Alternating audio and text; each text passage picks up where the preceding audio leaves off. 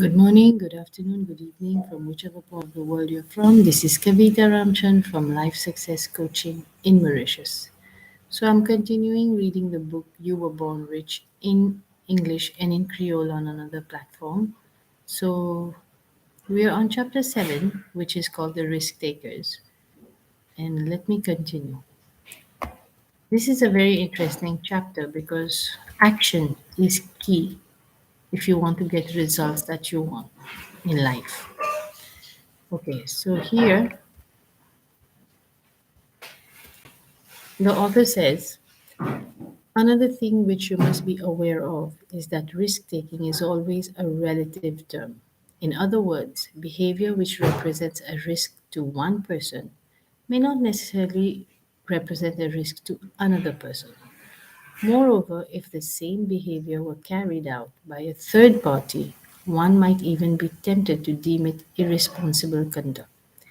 It is clear, therefore, that one must be able to distinguish amongst these different concepts with a significant degree of accuracy.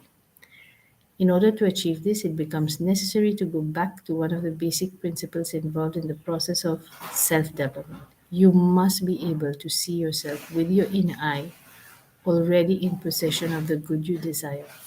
I cannot stress how important this sentence is. See, in life, we are always taking action, and sometimes we have to take a risk. And sometimes it can be a big risk. Like I remember I had taken a leap of faith. It was a huge risk. I didn't even know what I was getting into. It was scary. But I could see in my mind that that was what I needed. That was what was going to give me the result I wanted. I just, like it's like you know it in your heart. It was that kind of a belief because I was really in the dark, rock bottom dark.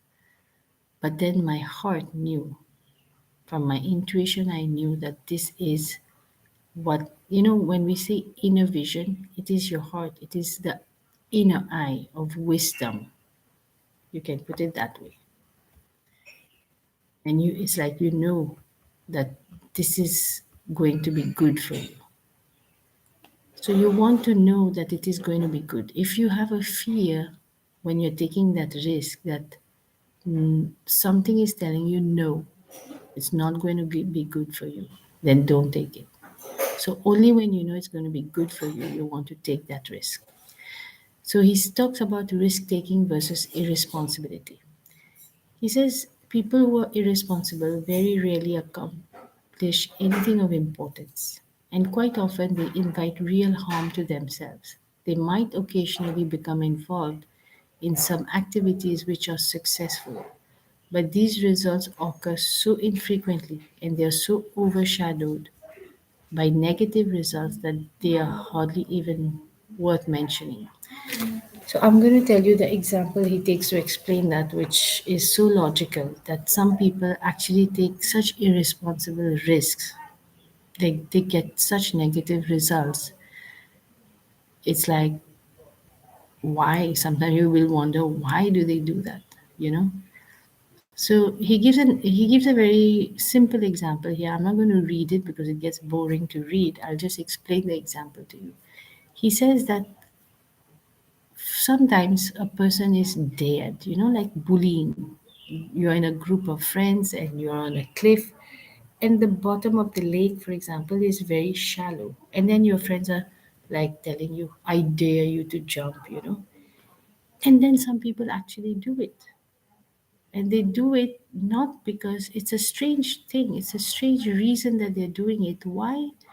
Because they are more scared that if they don't do it, their friends are going to bully them some more and call them like, scary cats or, you're such a coward and stuff like that.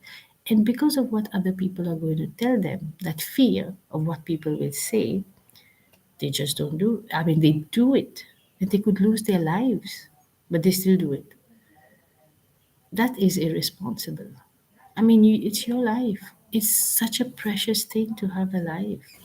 We just like, because somebody said something and we gave that power, over our mind, you see. And here he says, and the person who has a fear of diving clearly has absolutely no training in that. Isn't that even more of a reason for them not to do it? And him, if he even thinks about diving, he will probably see himself injured because that's what will go on in his mind. It's not something he wants. So for that person to go ahead and do that is so how do you say, foolish, right? Okay, next, he says here, so that kind of action is irresponsible. On the other hand, however, if the same person trained to become a professional diver and he was skilled at taking all of the various factors into consideration, that is, he were to visualize himself first, successfully going through all the process and reaching the shore totally unharmed, then it would be a totally different situation. And the person will be definitely taking a risk, and no one could accuse him of acting in an irresponsible manner because he can see in his mind that he can do it. And then he says, now, if you see uh, people who are working in the movies, stunt industry, the stunt people in the movie industry. Now, these people are constantly performing acts, and they are acts of danger, and they get paid for it. But here he says, don't be deceived. Because these people who perform these stunts, they are not just they are not amateurs by any means. They are professionals, they are competent, and they are very skilled in the performance of these dangerous trades. They check, they double check every calculation before they make the simplest move.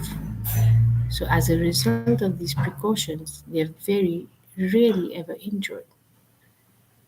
And there are no questions about it. Stunt people are risk takers to be sure, but they are rarely irresponsible individuals. So here the author, what he's trying to say is, yes, risk taking is an important part of the process of growth, but we don't want to take unnecessarily dangerous risks that we cannot even visualize a good outcome of. So you want to take risks. We have to take risks in life because otherwise we don't grow, but we want to take risks that we know are going to get us the results we want in our life. So I'll leave you here today. Thank you very much for being here, and I will see you on Thursday. Bye bye.